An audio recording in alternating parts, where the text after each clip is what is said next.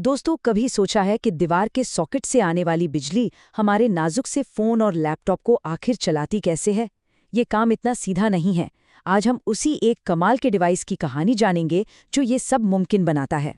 तो देखिए, प्रॉब्लम ये है कि हमारे घरों में जो बिजली आती है, जिसे हम ऑल्टरनेटिंग करंट या एसी कहते हैं, वो एक ऐसी नदी की तरह है जो लगातार आगे पीछे बहती रहती है। लेकिन हमारे गैजेट्स को चाहिए एक शांत नहर जैसा सीधा और स्थिर बहाव, जिसे हम डायरेक्ट करंट या डीसी कहते हैं। अब देखिए, एसी का एक बहुत बड़ा फायदा है, इसे लंबी दूरी तक भेजना बहुत आसान होता है। इसीलिए पावर प्लांट से हमारे घरों तक बिजली इसी रूप में आती है। पर दिक्कत ये है कि हमारे फ़ोन और लैपटॉप के अंदर जो छोटे छोटे नाजुक से सर्किट होते हैं, उन्हें काम करने के लिए एक सीधी एक जैसी करंट चाहिए होती है। तो मतलब साफ है, हमें एसी को डीसी में बदलने का कोई तरीका चाहिए। और यही एंट्री होती है हमारी कहानी के हीरो की, रेक्टिफायर। ये एक ऐसा सर्किट है जिसका बस एक ही काम है, एसी की दिशा बदलने वाली आदत को खत्म करके उसे डीसी के सीधे रास्ते पर लाना। तो चलिए देखते हैं कि यह काम होता कैसे है। तो सबसे पहला जो सॉल्यूशन निकाला गया वो था हाफ वेव रेक्टिफायर। जैसा नाम से ही लग रहा है, ये एक बहुत ही सिंपल सा तरीका था, लेकिन इसमें एक बहुत बड़ी दिक्कत थी। ये आधी पावर को तो सीधे सीधे बर्बाद ही कर देता था। तो इस सर्किट में ना 3 मेन चीजें होती हैं। पहला, एक स्टेप डाउन ट्रांसफॉर्मर, जो दीवार से आने वाले हाई वोल्टेज को कम करके हमारे डिवाइस के लिए सेफ बनाता है। फिर आता है असली खिलाड़ी, एक डायोड।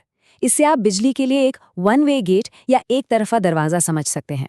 और आखिर में है लोड रेजिस्टर, जो कि असल में हमारा फोन या लैपटॉप ही है। तो होता क्या है, जब एसी वेव का पॉजिटिव हिस्सा आता है, मतलब जब करंट एक दिशा में बह रहा है, तो ये वन वे गेट खुल जाता है। करंट आराम से पास हो जाता है और हमारे डिवाइस को पावर मिल जाती है। सब ठीक है। लेकिन जैसे ही वेव अपनी दिशा बदलती है और नेगेटिव हो जाती है, मतलब करंट उल्टी दिशा में बहने की कोशिश करता है, ये वन वे गेट जोर से बंद हो जाता है। कोई करंट पास नहीं हो पाता। आउटपुट पर हमें मिलता है 0, कुछ भी नहीं। तो इसका नतीजा क्या निकला? हमें एक ऐसा करंट मिला जो सिर्फ एक ही दिशा में बह रहा है, जो अच्छी बात है, लेकिन हमने एसी वेव का पूरा नेगेटिव हिस्सा बस ब्लॉक कर दिया, उसे फेंक दिया। वो पूरी तरीके से बर्बाद हो गया। ठीक है, करंट को एक दिशा में तो ले आए, पर क्या आधी पावर को ऐसे ही फेंक देना एक अच्छा आइडिया है?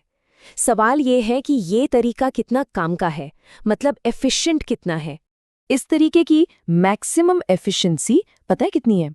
सिर्फ 40.6%। मतलब साफ है, ये बहुत ही बेकार तरीका है। लगभग 60% पावर बर्बाद हो रही है। आधी तो इसलिए क्योंकि हमने उसे आने ही नहीं दिया, और बाकी गर्मी वगैरह में वेस्ट हो जाती है। जाहिर है, हमें इससे बेहतर कुछ चाहिए था। और इसी प्रॉब्लम को सॉल्व करने के लिए आता है हमारा अगला हीरो, फुल वेव रेक्टिफायर।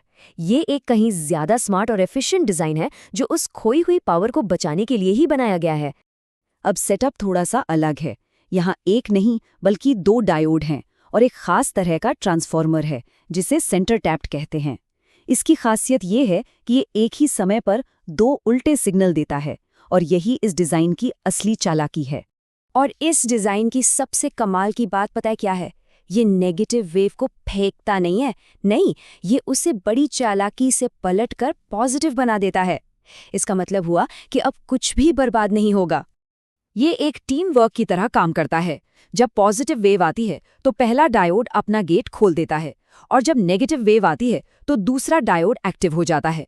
लेकिन सबसे जरूरी बात यह है कि दोनों ही डायोड करंट को डिवाइस तक हमेशा एक ही दिशा में भेजते हैं। आउटपुट की दिशा कभी नहीं बदलती। तो अब करते हैं आमना सामना।